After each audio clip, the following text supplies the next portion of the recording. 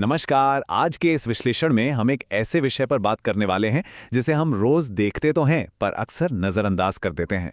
हमारे आसपास मौजूद हर छोटी बड़ी चीज के पीछे एक बहुत ही दिलचस्प और छुपी हुई कार्यप्रणाली काम करती है।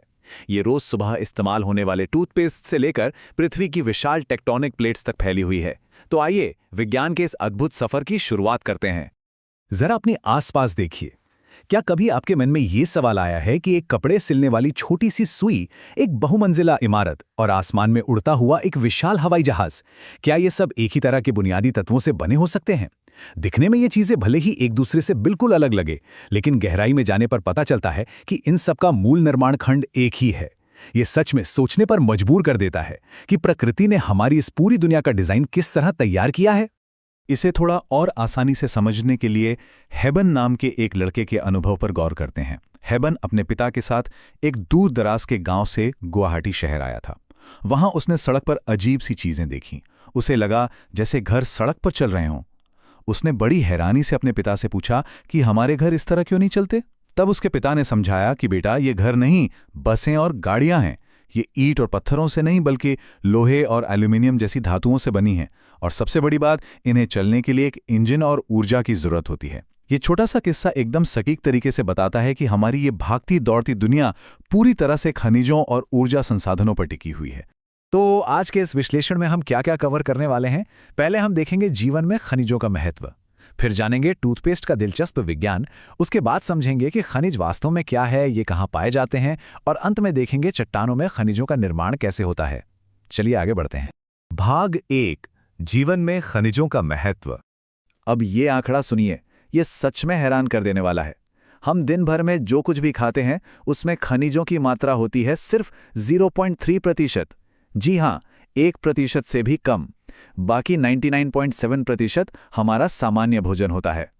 लेकिन कहानी में असली ट्विस्ट यही है। इस 0.3% के बिना हमारा शरीर उस 99.7% खाने का उपयोग करने में पूरी तरह से असमर्थ हो जाएगा। मतलब खनिजों के इस जरा से हिस्से के बिना हमारा सारा पोषण एकदम अधूरा है। भाग 2, टूथपेस्ट का दिलचस्प विज्ञान। चलिए अब अपने बाथरूम की तरफ चलते हैं। हम हर सुबह जिस टूथपेस्ट से दांत साफ करते हैं ना, वो असल में खनिजों का एक बेहतरीन मिश्रण है। देखिए, दांतों की सफाई करने वाले जो खनिज होते हैं जैसे सिलिका, चूना पत्थर और एल्यूमिनियम ऑक्साइड, ये सब गंदगी हटाते हैं। दांतों को सड़ने से कौन बचाता है? फ्लोराइड, जो कि फ्लोराइड नाम के खनिज से आता है। और वो जो टूथपेस्ट का एकदम चमकचमाता सफ़ेद रंग होता है, वो रूटाइल और इल्मेनाइट जैसे खनिजों से निकले टाइटेनियम ऑक्साइड का कमाल है। और कुछ पेस्ट में जो वो हल्की सी चमक या स्पार्कल होती है, वो अब्रक यानी माइका की वजह से होती है ना? कमाल की बात कि एक छोटे से पेस्ट में विज्ञान की इतनी परत छुपी है। और हाँ, एक और मजेदार बात, जिस टूथपेस्ट ट्यूब को हम रोज सुबह दबाते हैं वो प्लास्टिक की बनी होती है, और वो प्लास्टिक खुद पेट्रोलियम से आता है। मतलब पेस्ट से लेकर उसकी पैकेजिंग तक सब कुछ जमीन के नीचे छुपे खनिजों की ही देन है।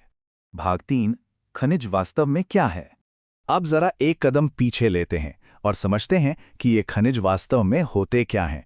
भूवैज्ञानिकों की भाषा में कहें तो इसकी परिभाषा बहुत ही स्पष्ट है।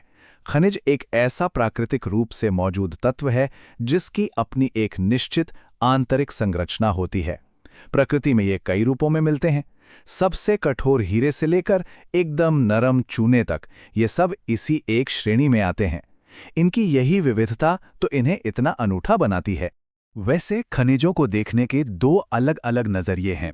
जो भूगोलविद होते हैं उनका ध्यान इस बात पर रहता है कि ये कहाँ मिलते हैं, व्यापार में इनका क्या योगदान है और इनका आर्थिक प्रभाव क्या है।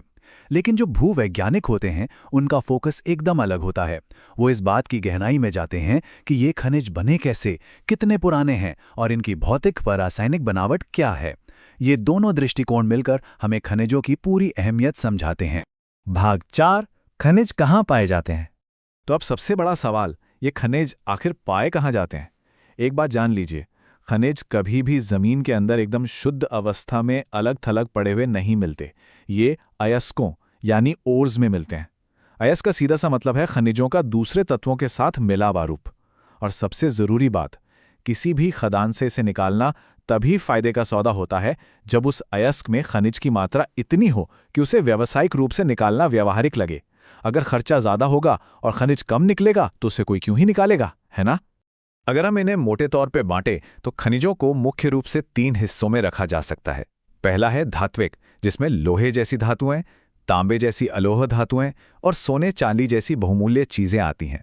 दूसरा है अधात्विक, जैसे अभ्रक, नमक या चूना पत्थर। और तीसरा सबसे महत्वपूर्ण हिस्सा है ऊर्जा खनिज, जैसे कोयला और पेट्रोलियम। यही वो ताकत हैं जो हमारे पूरे उद्योग जगत को चलाती हैं। इस वर्गीकरण को दिमाग में रखने से इसके विज्ञान को समझना काफी आसान हो जाता है। भाग 5, चट्टानों में खनिजों का निर्माण। देखिए, खनिज ऐसे ही कहीं भी नहीं बन जाते। ये विशिष्ट चट्टानों में एक लंबी प्रक्रिया से गुजरकर बनते हैं। उदाहरण के लिए, आग्नेय और कायांतरित चट्टानों में खनिज तब बनते हैं जब जमीन के नीचे से तरल या गैसीय पदार्थ दरारों से ऊपर आता है और ठंडा होकर जम जाता है। यहीं से हमें जस्ता और तांबा मिलता है। वहीं अवसादी चट्टानों में खनिज क्षैतिज परतों के रूप में जमा होते हैं, उन पर भारी दबाव पड़ता है और तब जाकर कोयला और नमक जैसी चीजें बनती हैं। और तीसरी विधि है चट्टानों के क्षरण या घिसने की। जब चट्टान के घुलने वाले तत्व पानी या हवा से बह जाते हैं तो पीछे जो बचता है उसी से हमें बॉक्साइट जैसा महत्वपूर्ण खनिज मिलता है।